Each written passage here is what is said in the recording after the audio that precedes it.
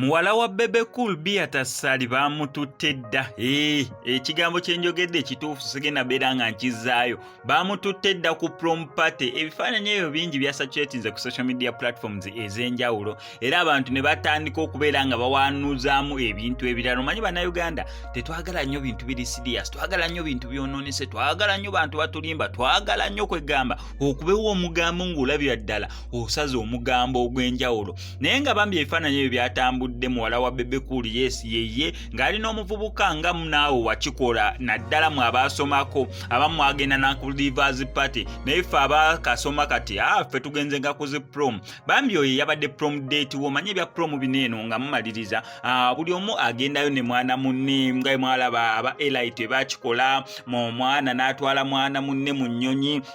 Kuguno omulundi ku ssomero ly'aba muwala wa Bebe Cool Beata Sali bambi naye waati we yagenze ne prom date ye yayambadde bulungi akateteeka abadde kalungi ng'anyumidde ddala bulungi nnyo naye mu abawanuuza ebigambo mbw ate omuvubuka ateyo bikinene ate kineeno ebya prom bibeera bya prom. What happens in Vegas remains in Vegas. Ebya prom bibeera bya prom nera muba ba classmate nga bulijjo we musoma nera buli we muntu we mugenda ne munyumirwa buli omu alondayo omuntu gwe yandyagadde okubeera nga agenda naye ku prom oleme kubeera board omuntu gw'onoozina naye kwegamba ne mwetegeka bulungi naye bw'ati we yalonzeeyo mwana munne asobole okubeera nga gwagenda naye ku prom date ye nera nga prom yagendedde ddala bulungi. So mwe abasatulatinga ebifaananyi bineeno nga mugattako omugambo ogutokomoka bambi si we kiri just yabadde prom ey'abaana baneeno bonna ba student ba classmate so bakkirizibwa okubeera nga buli omu alondayo prom date ye n'agenda naye.